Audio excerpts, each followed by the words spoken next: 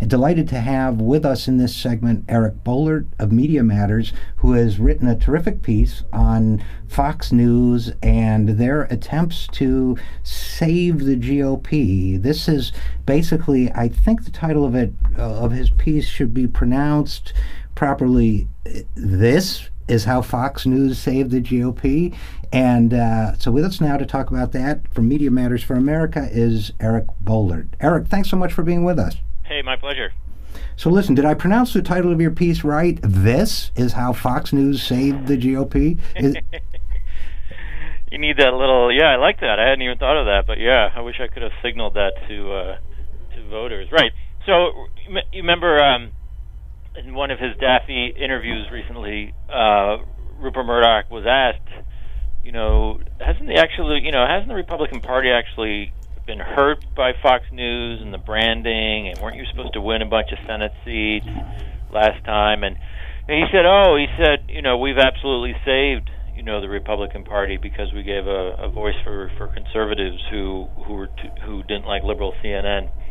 And this was the same week that Cliven Bundy sort of unveiled his racist tirade about the Negro. So it seemed to me to be an interesting juxtaposition, and the continued misnomer among Republicans and conservatives that Fox is their friend and Fox is helping them, and that Fox isn't actually doing serious damage to their brand.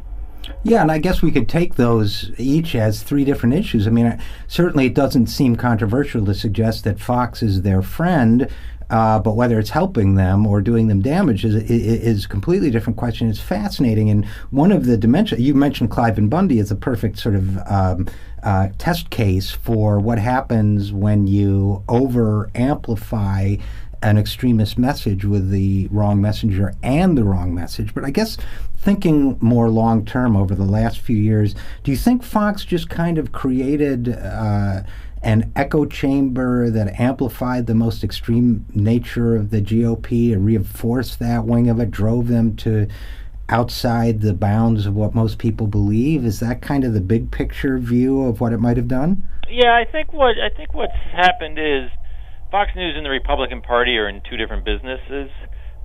Republican Party is in theory in the business of electing officials to office and trying to amass a voter base that will make that successful on the local and then statewide and then obviously ultimately the national level. So in theory, the Republican Party is trying to find those pockets of independent voters, particularly again when you get beyond the gerrymandering of the House seats. It's trying to appeal to a relatively large base, putting together a coalition. I mean, that's what you have to do in lots of states and certainly to win the White House. And Fox News doesn't care about any of that. Fox News is in the short-term sort of phony outrage business. They have their hardcore audience of just 2 or 3 million people, and they have to make sure those people come back day after day after day. And you're not going to get those people to come back not only day after day, but 4, 6, 7 times a day just by, scrolling the news, or even, as Fox News used to do, say in the late Clinton years or before 9/11, which was sort of put a nice sort of conservative spin on the news. It doesn't work that way. They have got to gin up this hyperbole. They have to do constant scandal. They have to do constant, we as white people are under siege, and so it's endless. And they don't really care about the long-term implications, and they don't really care about privately. They don't really care if Republican Party wins. Quick point: when I did something similar like this after Romney lost in an electoral landslide, I included this quote from Laura Ingraham, who the day after, Republicans got their clock clean, they said, the conservative movement's fine. She said, my ratings are up, talk radio is strong. And so that's how she determines the strength of the conservative movement, how many stations are carrying her show. So it's, again, they're in two completely different businesses, And the mistake that a lot of Republicans make is they think they and Fox are in the same business.